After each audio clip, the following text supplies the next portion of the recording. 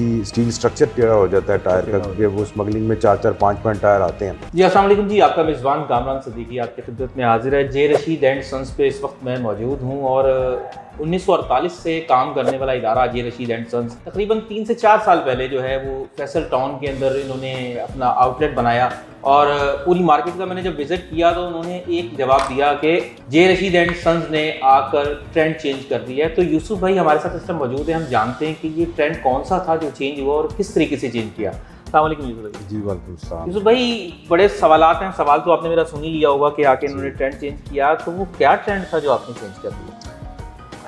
देखिए कामरान भाई, जो पहले इस मार्केट में जो ट्रेंड था वो स्मगल टायर के ऊपर बेस कर रहा था। सारी मार्केट जो स्मगलिंग के टायर बेचते थे, जो टेढ़े टायर होते थे, वो जे रशीद ने उसके ऊपर एक कैंपेन की इंपोर्टेड टायर्स के ऊपर कि इंपोर्ट के टायर डालने चाहिए अपनी गाड़ियों में, सीधे टायर डालने चाहिए, क्योंकि स्मगलिंग वाला टायर जो हादसात का बाइस बनता है, बबलिंग होती है, प्रॉब्लम्स होती हैं गाड़ी के अंदर। तो हमारा जो ये कैंपेन था वो कंज्यूमर के लिए, जो एंड कंज्यूमर है उसको फ़ायदा पहुंचाने के लिए था कि एंड कंज्यूमर तक कि मैं देखें, अगर मैं मेरी अपनी गाड़ी है तो मैं उसमें कभी भी टेढ़ा टायर नहीं डालूंगा, तो मैं एक एंड कंज्यूमर को क्यों टेढ़ा टायर बेचूं। तो एक ये एथिक्स में भी आता है और ये एक अच्छी चीज़ भी नहीं है कि आपको एक चीज़ डी शेप हो चुकी है तो उसको आप चंद पैसों की खातिर जो है अब आप वो लोगों को गाड़ियों में डालें, वो हादसात का भी बाइस बनता है। बबलिंग भी होती है गाड़ी में कि स्टील स्ट्रक्चर टेढ़ा हो जाता है टायर का, क्योंकि वो स्मगलिंग में 4-4, 5-5 टायर आते हैं। तो ये एक हमारी कैंपेन हमने, क्योंकि हमारा आपको जिस तरह आपने बताया 1948 से हमारी नीला गुंबद में जो ब्रांचेज़ हैं, 1948 से मेरी फैमिली इस काम से मुंसलिक है। 1948 से आप समझ लें कि 90s तक जो है वो काम बड़ा डिफरेंट था, बड़ा अच्छा था, बड़े अच्छे पैमाने में हो रहा था। इंपोर्ट के टायर बिकते थे बड़े बड़े ब्रांड्स के साथ, तब भी हम एसोसिएटेड थे बड़ी बड़े ब्रांड्स के साथ। हम गुडियर, कॉन्टिनेंटल, योकोहामा, ये हम पहले भी इंपोर्ट के सारे मंगवा के, हम बड़ी जो कंपनीज हैं पहले भी हम इन सब के साथ काम करते थे। 1948 से जब हमारी थर्ड जनरेशन इस काम में है, तो मेरे जो बड़े हैं, मेरे दादा और मेरे ताया, मेरे वालिद साहब, मेरे चाचा, ये सब 48 से 90s तक पाकिस्तान में टायरों का काम बड़ा लीगल तरीके से होता था, बड़ी अच्छे तरीके से होता था। और हम तब भी जो दुनिया के बिग ब्रांड्स हैं उनके हमारे पास एजेंसीज थी और हम उनके साथ मेरे बड़े सारे काम करते थे और प्रॉपर तरीके से इंपोर्ट होती थी और सब कुछ होता था। 90s के बाद जो है प्रॉब्लम्स आना शुरू हुई हैं, जब स्मगलिंग आना शुरू हो गई है और स्मगल गुड्स बहुत ज़्यादा तादाद में स्मगलिंग का जो अफ़गान ट्रेड शुरू हो गई और ये स्मगलिंग वाला सारा शुरू हो गया। ये 90s के बाद जो है वो काम ख़राब होना शुरू हुआ था। में जो एक और एलिमेंट आया स्मगलिंग का, उसमें ये था कि स्मगल माल आने की वजह से, क्योंकि वो उधार पे माल देते थे लोगों को, तो पुराने टायरों का जो काम करते थे या जो पंचर लगाने वाले थे, इस तरह के जो लोग थे, उनको इस काम में आने का मौका मिल गया। तो इनके कम इन्वेस्टमेंट में उन्होंने कहा जी मौका से फ़ायदा उठा लिया जाए। जी, तो वो इस काम में आ गए, काम में तो आ गए, लेकिन उनकी जो सोच होती है फिर इंसान की, वो बदलना थोड़ा मुश्किल होता है।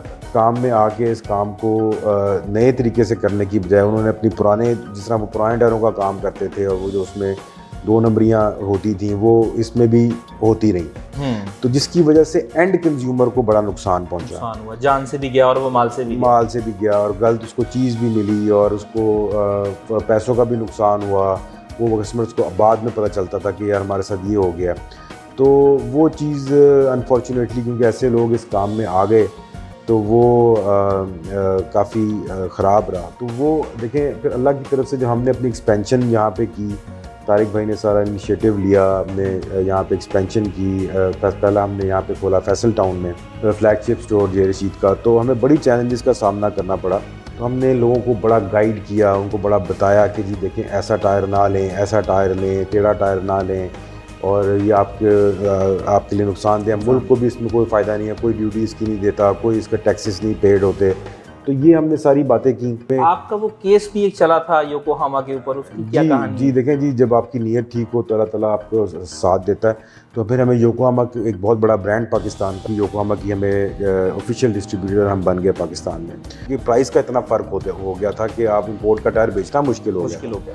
तो वो, लेकिन हमने बड़े टफ़ टाइम में यहाँ पे, तब जब हम यहाँ पे हमने स्टार्ट किया, तब भी बड़ा हर तरफ स्मगलिंग का टायर बिक रहा था। तो हमने यही ट्रेंड, इसको हमने ये बड़ा मुश्किल होता है कि आप सेम चीज़ आपको एक साथ वाली दुकान से सस्ती मिल रही है और आप महंगा बेच रहे हैं ये कह के कि ये इम्पोर्ट का है, तो कस्टमर को बड़ा मुश्किल होता है ये चीज़ बेचना। था एक कैंपेन थी, लेकिन हमने इसमें की, जब वो आप बात कर रहे हैं योकोहामा की, तो वो जब हमें डिस्ट्रीब्यूशनशिप मिली प्रॉपर, हमें उसकी अथॉरिटी मिली कि हम योकोहामा जो फेक लोग हैं जो योकोहामा का लोगो लगा के तो वो अपने आप को इम्पोर्टर और डिस्ट्रीब्यूटर कह रहे हैं, तो उनके ख़िलाफ़ हमने फिर एक अखबार में भी इश्तिहार दिया पहले कि जी हम इसको कर रहे हैं।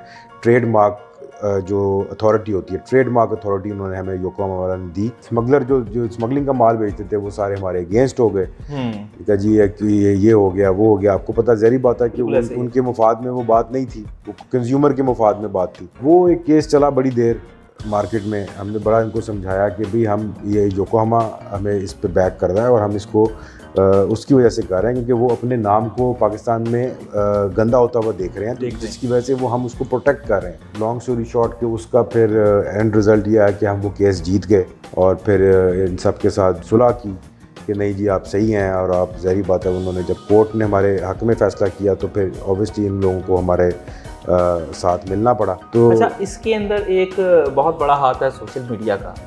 सोशल मीडिया के ऊपर भी आपने एक नया ट्रेंड स्टार्ट किया। टायर्स के अंदर वीडियो बनाना मैं समझता हूँ काफ़ी मुश्किल है। जी। तो इसके बारे में क्या कहते हैं?